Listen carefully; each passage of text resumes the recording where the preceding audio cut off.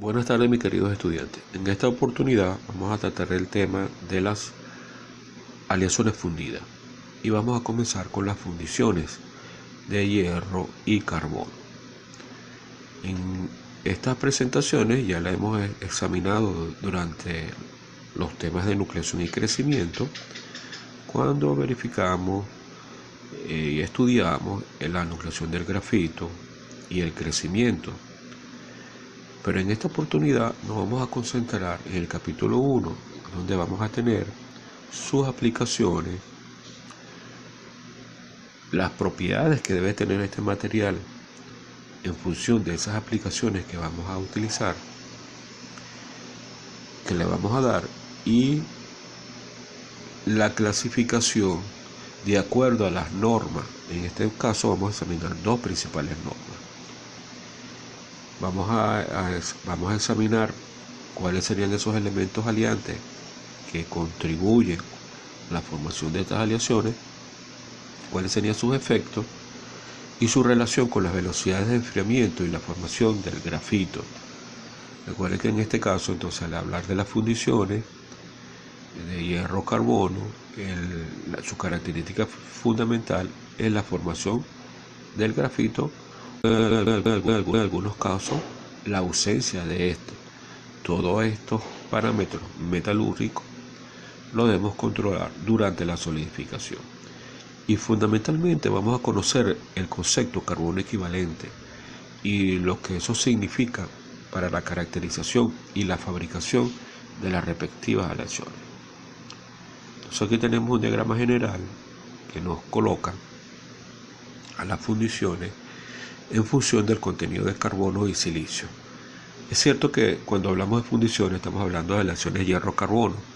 Entonces ahí vamos a tener que las fundiciones comerciales se caracterizan por la presencia importante de este elemento silicio. Examinemos aquí en la banda horizontal entre el contenido del 1 al 3% y un contenido de carbono de 2,5 a 4, vamos a encontrar las fundiciones grises.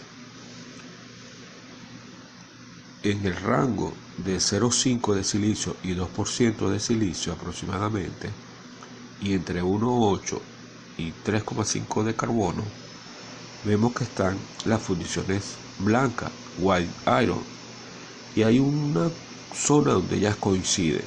Entonces, como nosotros, a pesar de tener el mismo contenido de carbono y de silicio, vamos a asegurar que quede gris o blanca. Por ejemplo, si nosotros vemos una fundición que tiene 3% de carbono, vemos aquí en la línea de 3% de carbono, hacemos una horizontal y subimos por donde tiene 1,5 de silicio, nos vamos a dar cuenta de que esa composición química coincide para las dos fundiciones, ya sea blanca o sea gris. ¿De qué va a depender de que se conformen algunas de las dos? Obviamente de las condiciones de solidificación, es decir, como hemos dicho, ¿cuáles condiciones de solidificación? Bueno, ¿qué parámetros debemos controlar durante la nucleación? Si queremos que sea gris, seguramente será la nucleación del grafito, y si queremos que sea blanca, sería evitar la nucleación del grafito. Entonces, ¿cómo vamos a asegurar esto? Entonces tendríamos que actuar sobre las condiciones de equilibrio o de no equilibrio que vamos a tener durante la solidificación. Es decir, tendríamos que hablar de la velocidad de enfriamiento. Veamos a continuación cuál sería una característica, una norma característica de estas aleaciones. Tenemos la aleación ASTM A276, que son especificaciones para componentes o partes de fundiciones grises sometidas a presión a temperatura mayor de 350 grados. Noten que el contenido de carbono va desde, vamos a comenzar con la que está en la parte superior, que es la 1800 o 1800, tendría un carbono de 340 a 370, y vamos viendo que en la medida que bajamos el cuadro, aumenta el tipo, o sea, el tipo de fundición pasa de G1800 a una G4000. Y vemos cómo el carbono disminuyendo.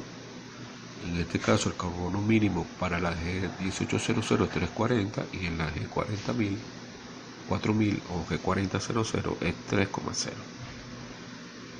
¿Qué significa el G1800? Si vemos aquí el esfuerzo máximo, vamos a tener que hay 18 KCSI, o sea 18.000 PSI.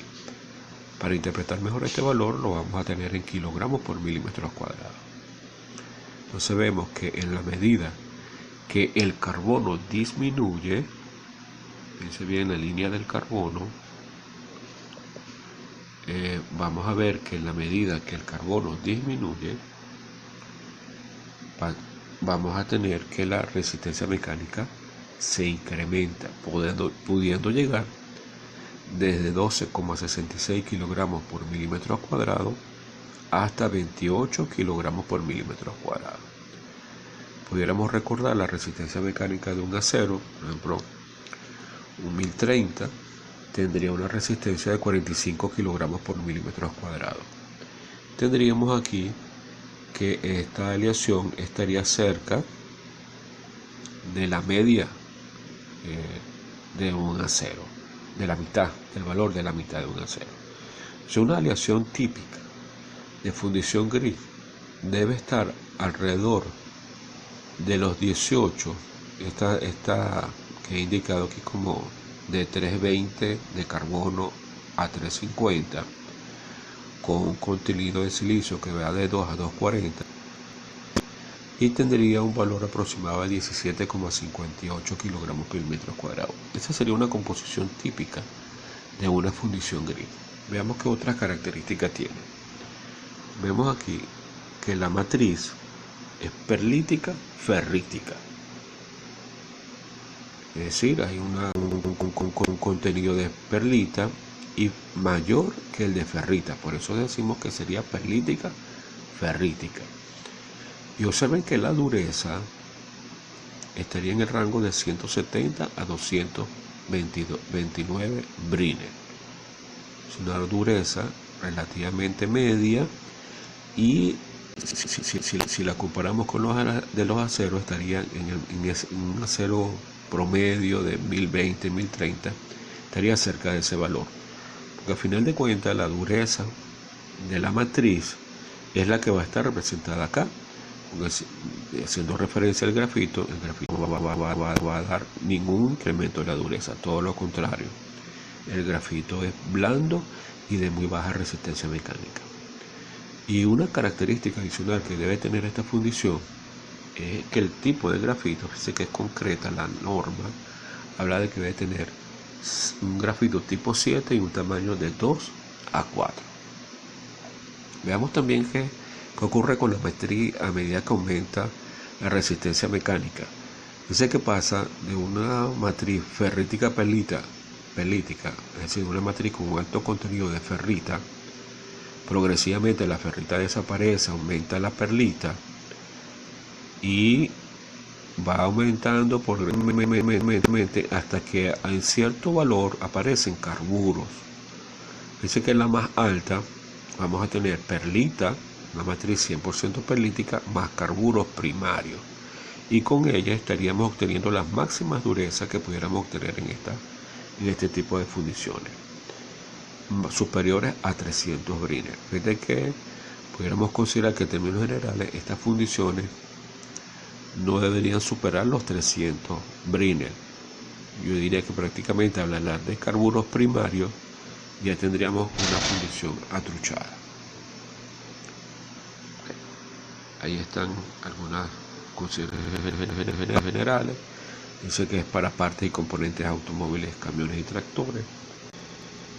Y dice que las de 2500, la 3500 y la 3500C se fabrica para construir tambores y discos de freno y croche. Y la 4000, la